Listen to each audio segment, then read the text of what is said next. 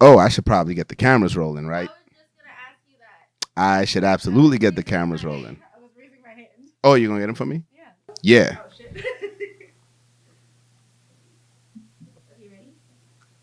Yeah, you can go. I mic check 1 2.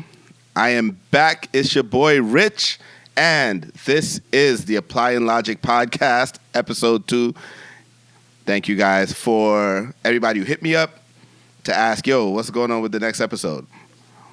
I'm gonna start by apologizing. I know it's definitely been more than a week, and I know I said I would be doing this weekly, and then the holidays hit, and traveling, hanging out with my kiddos. So but as promised, I'm going to try to make this a weekly thing. Alongside the Guys Unpack podcast, told y'all that was coming back. Me and Dre are still in business, recording out of Soundbank Studios. You already know the deal. And full disclosure, for those of you who are listening to the audio version, you can't see this, but if you watch the video when it drops on Logic Promotions YouTube page, you'll see different setup, different layout. This was kind of deliberate. I made a decision. Because I actually recorded an episode at Soundbank Studio, kind of short. And after doing the recording, I was like, you know what? I wanted to make sure that this stood out a little bit more from Guys Unpacked. So yes, of course, I'm still doing Guys Unpacked with Dre. We're still recording that out of Soundbank Studio, but I wanted a different aesthetic for the Applying Logic podcast. So at the moment, while this is still a work in progress, I might be recording out of here. The scenery may change a little bit. We gonna play with this until we get it right, until we figure out what's going to make the most sense for this, all right? But thank you guys for sticking with us and for tuning in today. Let's get down to some business real quick first.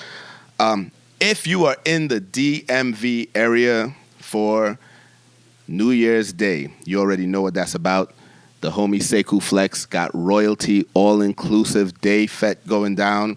So if you live in the DMV, if you've ever been to royalty, if you're planning on traveling, being in the DMV for New Year's Day, clear your schedule, make your plans, meet us at royalty. Follow, Jesus, it's a long day. Follow Sekou Flex on Instagram right now. He's going to have all the information right now. He's in teaser mode, so we don't got all the details posted yet, but follow him. Once them tickets drop, you're going to want to get those because royalty is one of them parties that you just don't want to miss for New Year's Day. So that is Sekou Flex on Instagram. Follow him, royalty, New Year's Day. Make your plans. We outside. All right? The business is out the way. Get me a drink real quick before the night gets started. All right, y'all. So, a lot has been going on in the news, and I have not had a chance to talk with my people about it. So, I'm not going to try to dwell too long on the stuff that I'm already late on, because I'm already late on it, right? So, I'm going to talk about it, touch on it a little bit. But I'm going to start with something that was both hilarious to me and also kind of interesting to talk about, is the situation with T.I. and his son, King. For those of y'all who have been following, who know what's going on,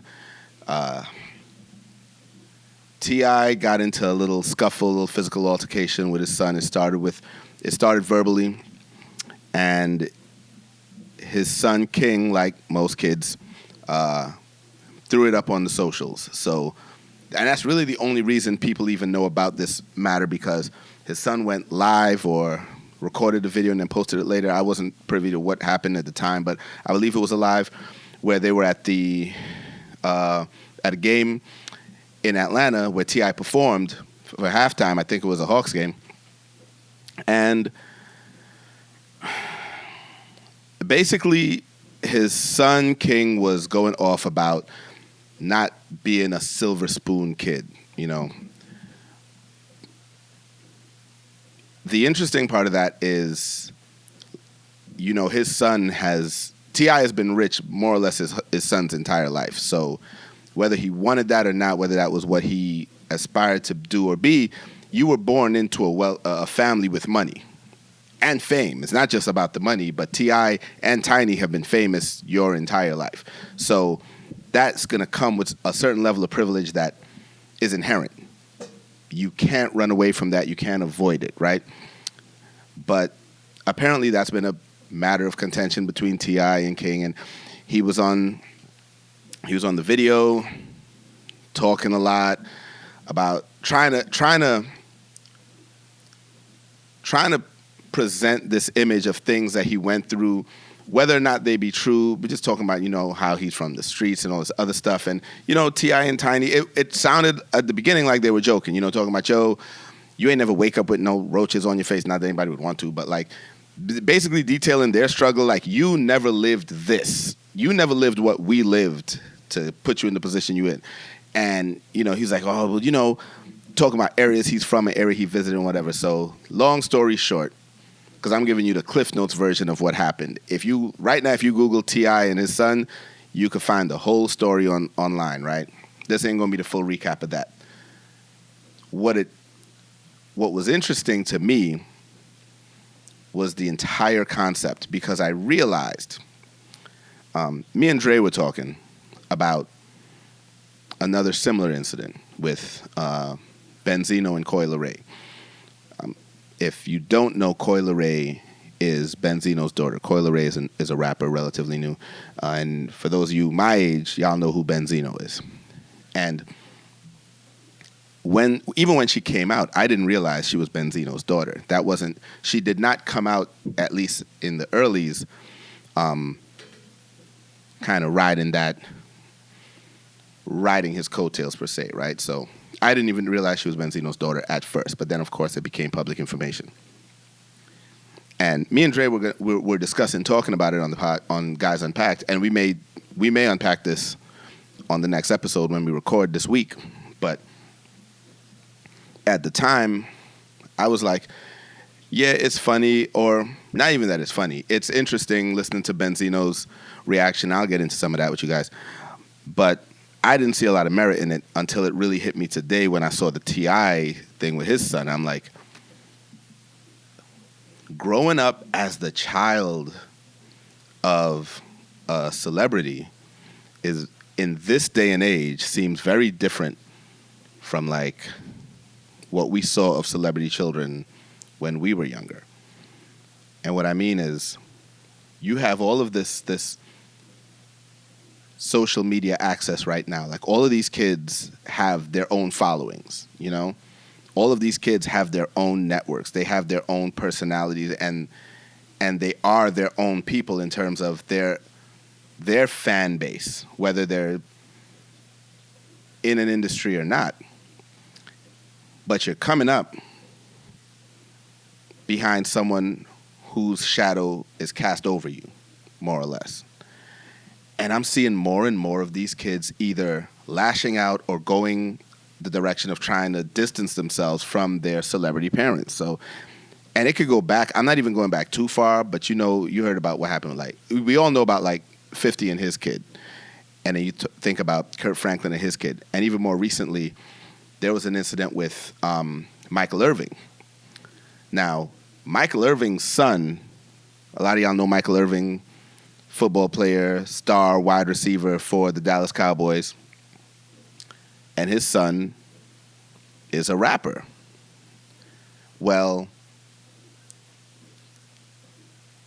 I didn't realize his son was a rapper until he said something about it on Undisputed. And when he talked about it, he was like, yo, you're out here portraying this life, talking about this gangster stuff, because his son is really putting it out there like he's in the struggle, right? And Michael Irving's kind of like, dog, you grew up in a gated community. Like, everything you have, I've provided for you financially, right? So even what you're saying in your rap isn't authentic.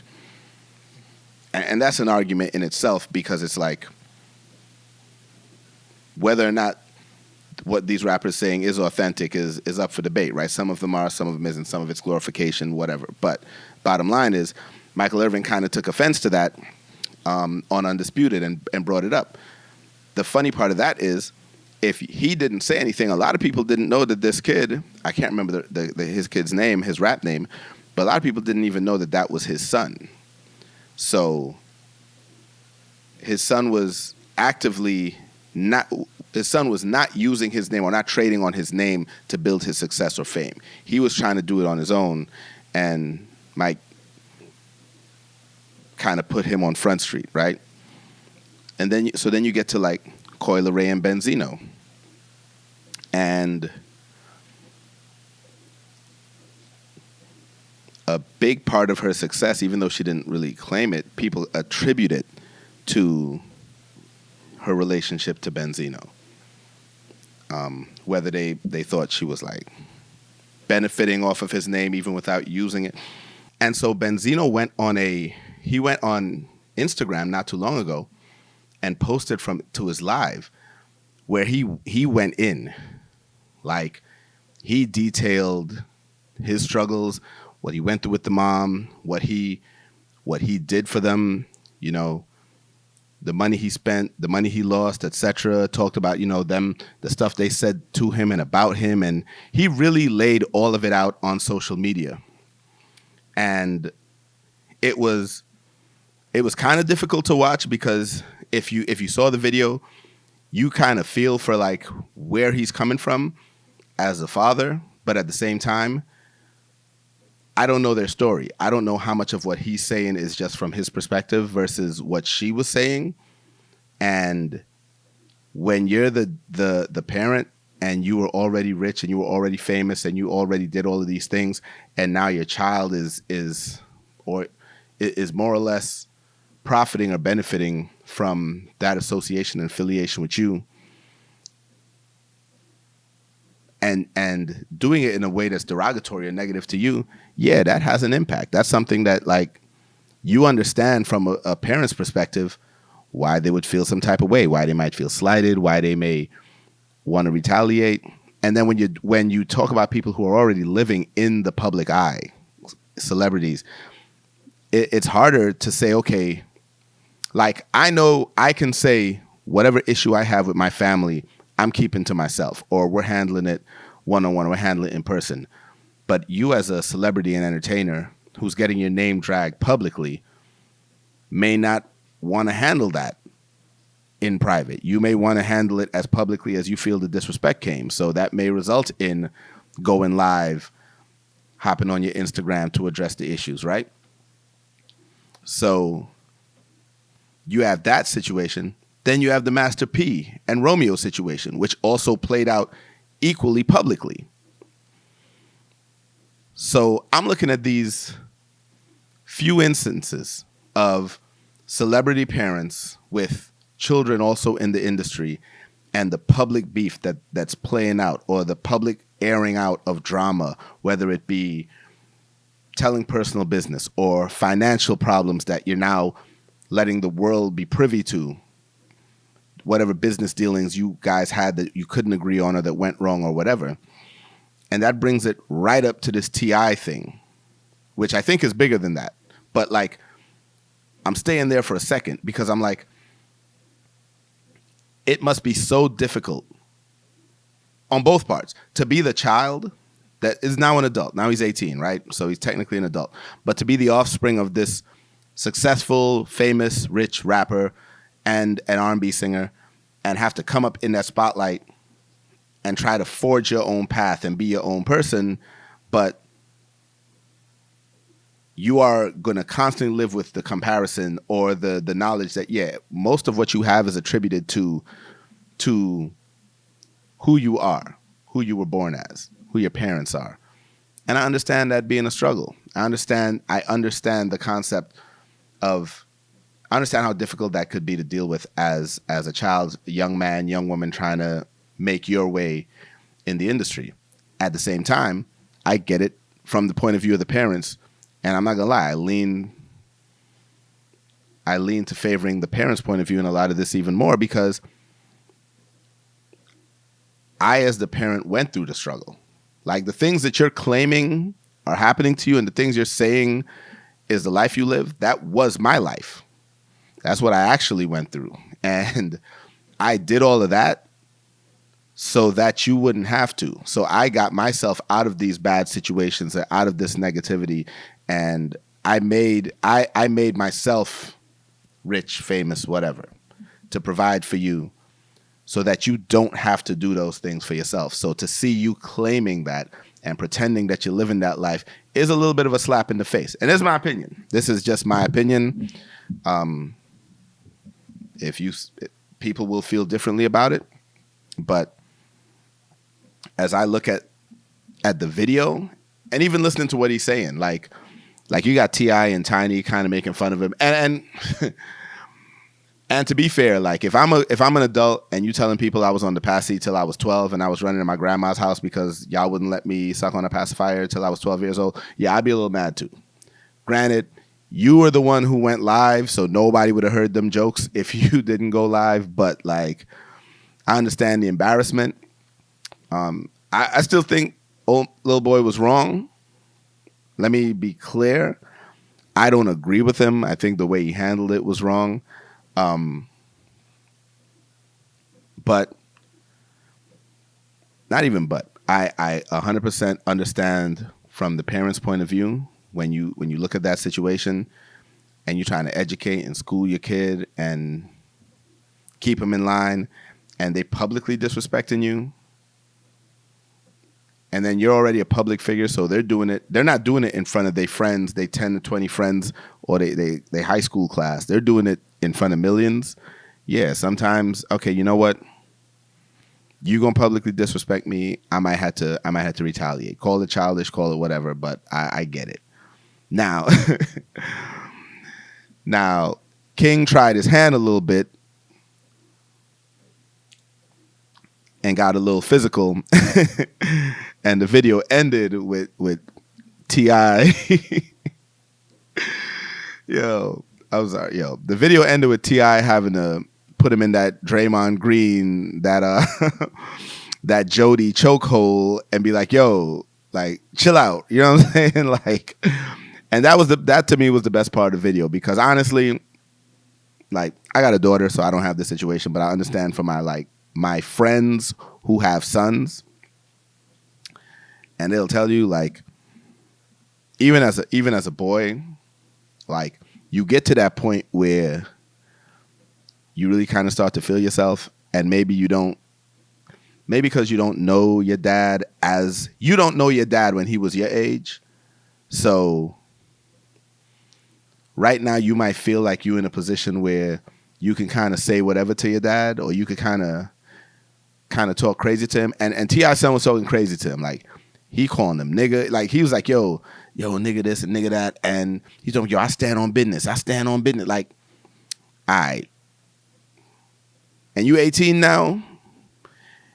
Yeah, yo. We might have to, you want to be a man? We might have to handle this like men. Like, he kind of lucky, like, it went the way it went. And we don't know how it went after the camera cut off, because after he got thrown in that chokehold, camera cut off, and that was all she wrote with that. So we don't know how that actually ended, but bottom line is, it was funny to see, because, you know, after a little while, you only gonna tolerate but so much disrespect from your son before it's like, okay, now if I put these hands on you, you want to be a man, you're gonna see what happens when you deal with a man, and I might have to put these hands on you, and that's kind of what happened. And, you know, but I hope everything works out well for that family.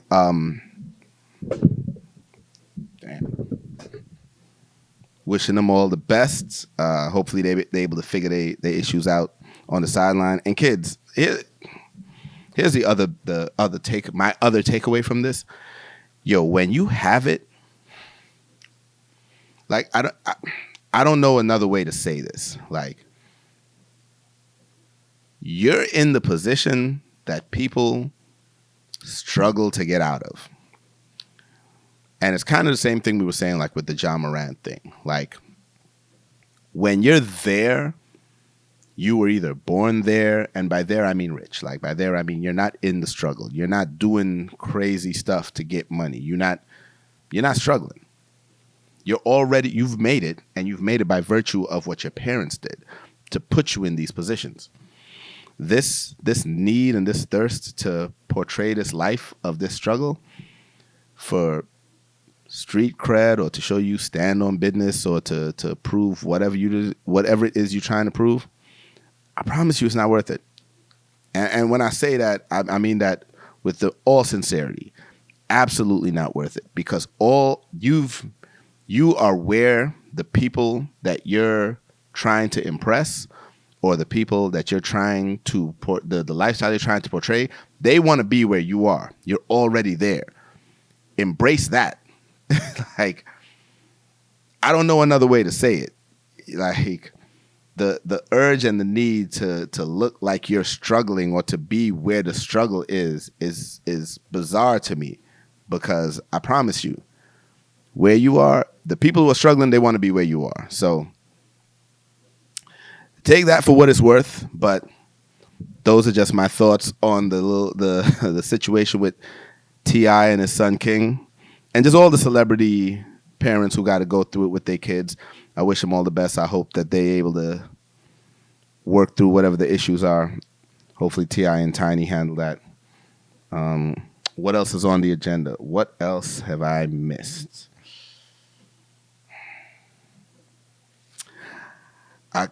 I debated whether or not I was going to talk about this topic, and I decided, because it's older at this point, but it's been on my mind mainly because of a lot of the commentary I've seen about it, and I just want to apply a little logic to some of the stuff that I've been seeing, and maybe provide a different perspective. Obviously, I'm talking about what happened in New York with the avalanche, the waterfall of cases and charges and civil cases that were brought last week. And I like I said, I wrestled back and forth with whether or not this was going to be a topic of the podcast. And, you know, I just feel like it's something I couldn't avoid. So it obviously, so it started with Diddy and Cassidy. Not Cassidy, wow. With Diddy and Cassie, I'm sorry. And it all started with a civil suit. She claimed a lot of stuff. I'm not even going to get into all the details. Like, it's been all over online, but she put a lot of claims for things, crimes that were committed against her during the course of their over a 10-year relationship. And it looked nuts when you read what she was alleging happened. Like, even beyond the stuff that she's saying happened to her, like talking about like Kid Cudi and how Diddy blew up his car and all kinds of craziness. So when I saw that case, at least when we saw the news reports, I was like, well, yeah, it was like me and Dre were getting ready to record Guys Unpacked, and we ended up not recording that week, but like I was wrestling with even talking about it with him that day. And then, like I said, we postponed. And cool, don't got to talk about this. And then it didn't even go away. But it like the progress of that was almost instantaneous. Like, you had the allegations, and you had the media, social media, internet blowback around the allegations, and then the next day, settlement done. Oh, nope. Later that day, the response from Diddy's lawyer, and then the next day, settlement. And the settlement seemed amicable on both parts. Both parties put out statements, and then a lot of people were like, wow, that was over. And so to touch on that one first and specifically, I'm that guy that when something breaks, I'm going straight to the comments. Like, waste no time. Soon as I saw it on the internet, I was like, let me see where the people stand with this. Because one thing about the comments, they don't disappoint. Whether it's supposed to be funny or not, you are going to see every possible opinion is going to be in them comments. You would think something is cut and dry, like real simple, like, nah, this is easy. Like, people got to be siding with X or Y, but nope. They all over the place. So the comment section had me going for a minute, right? You got the people. Now, the initial wave, most people were supportive of Cassie, at least from what I was reading. Most people were like, nah, that's crazy. Keep your head up, blah, blah, blah. But then you got the ones who had to look at things from a different perspective, which is always true with the comments, which is why I always go read them. You had the oh, this is just a money grab. Yo, if this is true, why she ain't filed criminal? Oh, why? Oh, she just want money. Why she filed a civil suit? Blah blah blah. If he did all of this, um, and you get all of that, and I think those I. So I want to be fair if people don't understand how some of it works, because if you don't understand how it works, it's easy to say things or look at a situation and make assumptions, right? But I know a lot of people who are of that mindset where they see some of these cases hit the news and it's like, wait, you're alleging this person did all of this to you. Well, why aren't you pressing charges? Why aren't you going to the cops? Why isn't this criminal? Okay, that may be a fair assumption for someone on the outside looking in to have, but quite frankly, there's a ton of reasons why someone may try to press civil charges first or may only press civil charges. It's harder to prove criminal charges. That's the start. So if you're talking about something that happened a long time ago, your only option may be civil simply because you won't be able to win a criminal. You won't be able to get the justice you're seeking in a criminal trial. I'm not saying that's their situation, right? What I'm saying is these are folks that got advisors, attorneys, publicists, a whole plethora of people telling them how to proceed. So if they decide, hey, you know what? I think this is the route that makes the most sense. I'm sure there were a bunch of people who they talked to that came to the conclusion that this would be the way that makes the most sense. And keep in mind, this is my thinking before hearing the other news, right? This is just the initial, okay, the lawsuit came. And then you have Diddy's response to it, or his lawyer's response, which is, unequivocal denial, like it's not true. This person wanted money. We attempted to settle, blah, blah, blah. They didn't, they weren't able to reach an agreement. And so here we are. Well, you get the folks who were in the comment section saying, wait, if you're saying it didn't happen and you're saying it's not true, then why were y'all settling? Why were y'all offering her any money? Like, if you settling, if you offering money, it means it had to have happened, right? You must be guilty. Well, yeah, it's possible. It's also possible that maybe some of it was true, maybe it wasn't all true, maybe none of it was true, but it was all something that he couldn't possibly fought against just because the allegations were so serious that he was like, it made more sense to not risk getting into a legal battle or even having this stuff on my record that I'll offer you some money to let's just make this go away, right?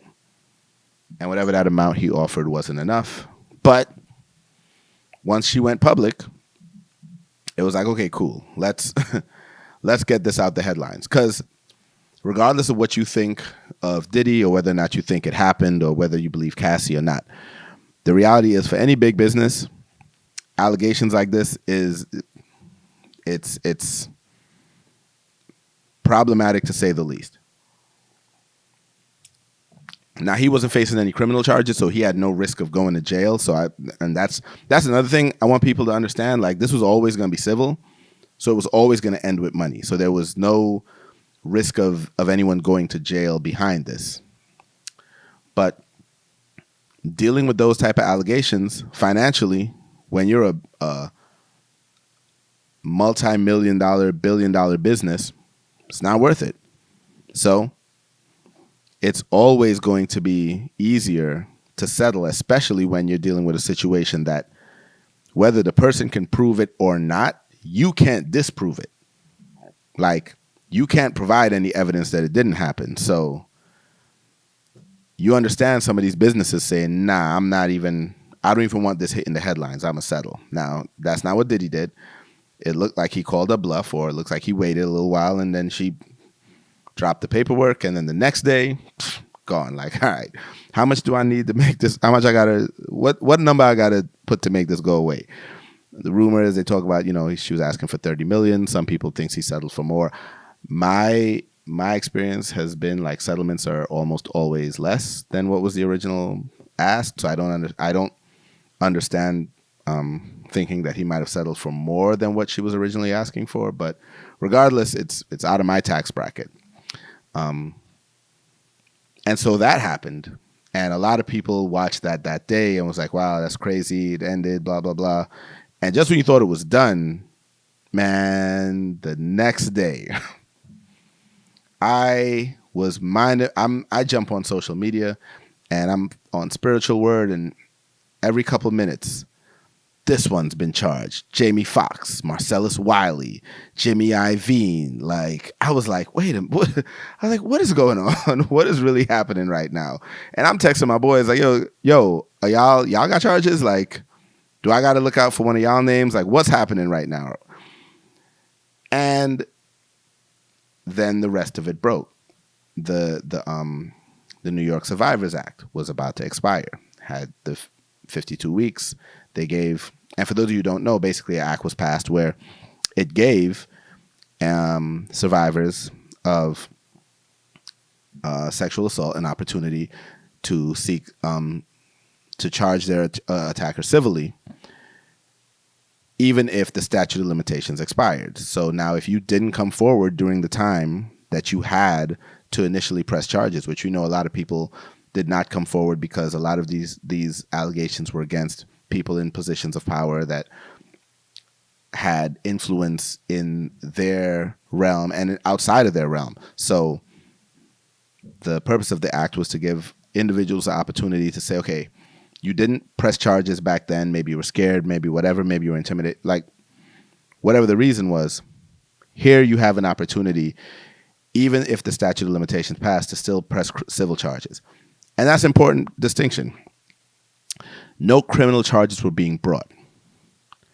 So for anyone saying again, oh, this is a money grab, blah, blah, blah, whatever, right, because the victims or the survivors were given opportunities to press civil charges. The statute of limitations has already passed. Also, they had a year's window to do this. Yes, all of them, it looked like a lot of them just came out within the final week, but that also made sense to me because if I'm contemplating doing this, if I didn't do it when it happened and now I'm contemplating doing it, that's something that I'm going to take my time to make that decision. I'm not going to rush to say, okay, cool, let me try to sue one of the wealthiest, most powerful, influential people in the industry, So I get it. Waited a while. Then, when the Cassie thing came and went, that may have emboldened more people to move forward with their cases. And quite frankly, even if it was a money grab, it's like, yo, I got all of these other situations happening that may be legit, and yo, I'm gonna try to come up too. I'm not saying all of them are money grabs. I'm saying I believe that most, if not all, of these allegations have some merit and some basis in reality, but there were probably a couple people who jumped on the bandwagon, right? But it's an interesting situation because you have like Eric Adams is being accused of something from the 90s. Marcellus Wiley is being accused of something. You have some people unequivocally denying it, like Jamie Foxx was accused, and he is beyond denying it. I think he was countersuing. So he's not, it looks, at least as of the time of this recording, he's not even willing to settle. He has made the decision that, oh, if you're going to accuse me or for something that you're saying happened whenever it happened, nah, I'm going to fight that. So it will be interesting to see how some of this plays out because honestly, I'm a firm believer in like, yo, what you do is going to catch up to you at some point. And it looks like in a lot of cases what people did is catching up to them. But I also understand how crazy and vicious like this world is, and there will be some people who absolutely knew that they are not victims or they in some of these situations, but they're looking at an opportunity to where like, yo, if folks are settling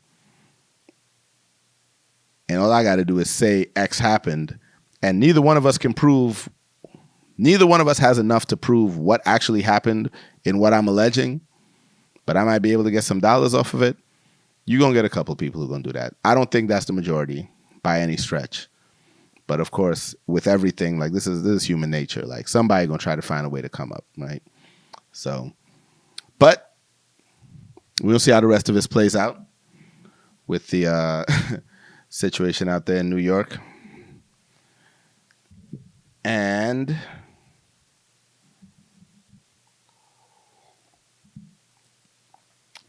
that's going to be it for my serious topics for tonight.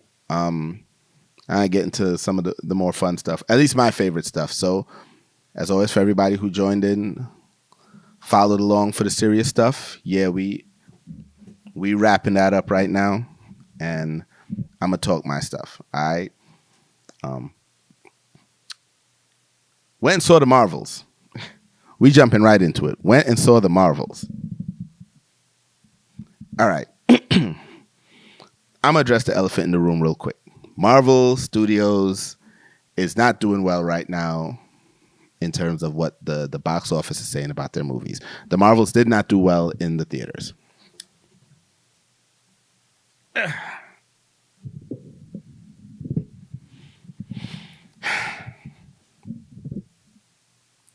The Marvels was a perfectly fine movie. Like, I don't even understand. I get it. I understand that some people are looking and they're going through superhero fatigue, or they don't feel like the quality of the movies is the same. You know, we have issues with Jonathan Majors as Kang and all this other stuff. But take all of that out of the equation, and if you just go watch the movie, like the movie was perfectly fine. No, it wasn't Infinity War or Endgame. It wasn't the greatest thing Marvel ever did, but it also wasn't trash. So I watched it, I enjoyed it. It was a perfectly run-of-the-mill Marvel movie. Kamala Khan, I can't remember the actor's name right now, but the young lady who played Kamala Khan, great job. Photon was good. Some people don't like Brie Larson. I think she was fine as Captain Marvel. I think this was better than her first movie, than the first Captain Marvel. And if you know me, you know I've seen all of them. I think this was better than the first Captain Marvel. So solid movie, solid B to B plus, depending on how you rate the fight scenes, the actions. Yes, there were some things that could have been better. It was short for a Marvel movie. It was about almost just the 90 minutes. I heard a lot of stuff was cut out, like some scenes were condensed, but I didn't have an issue with it. So, but it's not doing good. It's not doing well in the movie theaters. I don't think it means the end for Marvel. What it actually may be the result of this may be a shift in focus from Marvel, because I've seen that in the last few projects, few outings that they've done. It's clear that that with Kevin Feige back at the helm and Bob Iger back at the top at Disney, like, there are changes being made, and it looks like those are changes that are going to be for the better for movie fans like myself, and even fans of the TV shows. So, I don't remember if I talked about this last week, but we know Daredevil Born Again got pulled from what it was going to be. And thank God it got pulled, because Daredevil's cameo in She-Hulk was horrible. Absolutely atrocious for what that character was to the Netflix fans of Daredevil. The people who tuned in, because that Netflix Daredevil was phenomenal. The dark, gritty, the fights, all of that, like, no notes. So that version, that yellow and red version they threw into She-Hulk, was an abomination. That was the only real abomination in that movie since Abomination got nerfed. But like, that Daredevil was absolute garbage. So I'm glad that they're pulling whatever it is that they were going to do. I'm glad that somebody looked at it and said, nah, let's rewrite this. And I don't even know what they were doing, but the fact that they're willing to pull back on it and redo it gives me hope that they realized, hey, whatever direction we were going, The fans are not feeling it. So let's give the fans what they want. I was looking at the trailer for Echo, and Echo looks good. Echo is dark. Well, okay, let me take that back. The trailer for Echo looks good. It's dark. It's gritty. It gave me that feel. It's violent. It gave me that feel of that original Daredevil, Punisher, Jessica Jones, Luke Cage. Like, deliberately, I did not say The Defenders or Iron Fist. So it gave me the feelings of those four projects where it was Marvel and Netflix were willing to say, hey, we're not trying to do the bright, colorful, flying around superheroes. We're going with street-level dudes that are going to get in the fights. They're going to get bloody. These fights are going to look realistic. Like, this is what these characters are into. And Echo was that type of character from what they portrayed her in Hawkeye.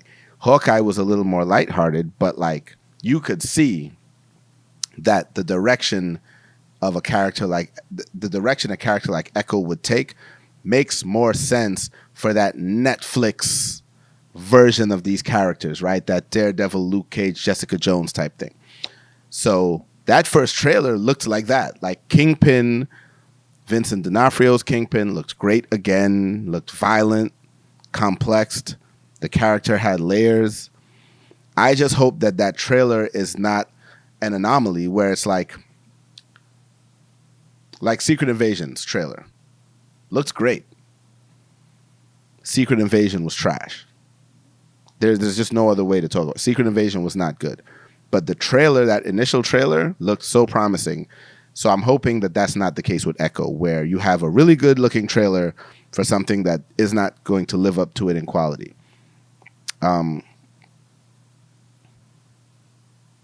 I'm hoping the same for Daredevil, that now that they have pulled back on whatever it is they were planning to do, that we get a good quality Daredevil Born Again that takes us back to those Netflix roots that first drew us to this character. And then after that, the same day that I saw the Marvels was the season finale of Loki. And man, oh man, Marvel, they did that with Loki. They definitely took the time and effort to make Loki season 1 and 2 just phenomenal. To the point where I read today that the writer for Loki is now going to be writing the next two Avengers movies, Kang Dynasty, if they're still going with Kang Dynasty, and Secret Wars. And I'm like, yeah, nah, cool. Let him do that. Which was part of the problem before, where they were having writers siloed. So it's like, as you were making your movie, you did not know what else was happening within the MCU. And this was in like the later phases, which is why Multiverse of Madness had a version of Wanda. And if you haven't seen it, I'm sorry. But in Multiverse of Madness, Wanda's character was so different from what was in WandaVision. So it was like, yo, she had the turnaround. She had the whole character arc. Like, it happened. She changed. And then Multiverse of Madness comes along and she's right back to what she was. And then you find out that's because the writers didn't get to see WandaVision. So even Elizabeth Olsen was confused at the direction of her character because she felt like, I turned a leaf. I turned the corner in WandaVision. So what is happening? So it is good to have a writer who worked on a project that is going to directly impact the following projects, also work on them so we can have some of the old-fashioned continuity, not this forced continuity where you're just kind of throwing things together now. And that's been the problem with Marvel. The continuity has not been organic anymore. It's been very inauthentic, where like you can tell like the movies they're connected only because they're connected, but like the characters, like the Marvels is a prime example. Like Nick Fury in Secret Invasion is not the same Nick Fury that was in the Marvels. He was funny, making jokes. Like, he was a joy to watch in the Marvels, and he was like sad old man in Secret Invasion. So like, and it's the same character, Sam Jackson playing both of them. So it's like, did y'all talk when y'all made these two movies at all? Do y'all even like each other? Do y'all know each other? Like, that's what it felt like watching those two projects back to back. It was insanity. So it will be good to get a little bit of continuity back in the MCU. It's good to see that Kevin Feige is getting a little bit more control back over, like, making sure we're going to scale back the number of projects we're putting out. We're going to put out some stuff with some quality. They're changing the way they're doing the TV shows, which I can't wait to see, because quite frankly, the TV shows need to be handled like TV shows. Like, Secret Invasion was not good. I don't think She-Hulk was very good. So I want them to move away from that 6-episode, 8-episode thing that just feels like a kind of long movie instead of feeling like an actual TV series. I'm hoping that they stop doing that. Give us some quality episodes that we can watch and enjoy, but still tie into the bigger universe. And hoping for the best with the Marvel universe. I'm not even going to talk about the Sony stuff. Oh, no, I'm lying. I am going to. So Sony is doing what they're doing. I'm going to make this real quick because Sony is I'm not going to say they're annoying me, because I understand why they're doing it. They're trying to milk the characters they have access to. But so Sony is making a movie based on Madam Web. And it's just the dumbest thing. And I'm okay with being wrong. When the movie comes out, I mean, I'm not going to go see it, but I'll hear about it.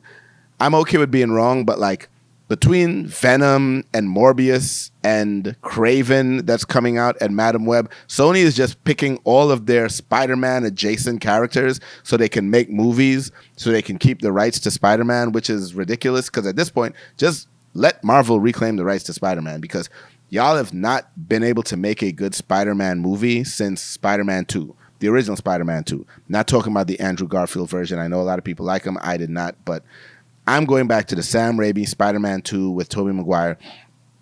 The Spider-Man 3 was absolute garbage. I would like Sony to just let it go. Outside of Into the Spider-Verse, like the Spider-Verse stuff with Miles Morales, which they're doing a great job at, they're not getting this product right. So let it go. Like, Venom was stupid. Despite the fact that it made money, Venom and Venom 2 were dumb. I have zero hopes for Kraven, and the fact that Madam Web has a movie is baffling to me, because she wasn't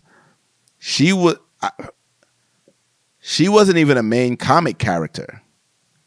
I only know her from being in the Spider-Man cartoon in the 90s as a side character helping Peter find Mary Jane. Like, it. So how they're going to make a whole movie about Madam Web, I'm confused. I'm not going to go see it. I'm not going to lie. I will catch it when it's free on something, maybe.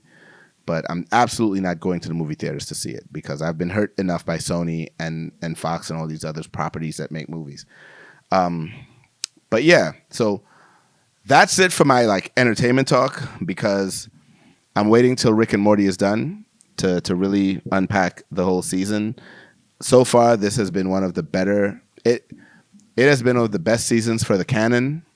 The episodes on their own have been good. Some have been really good, but like episode 5 of Rick and Morty this season was phenomenal. It tied up years of canon development that I'm not even going to get into if you haven't seen it yet. But once Rick and Morty is done, I'm gonna give a full breakdown of the season.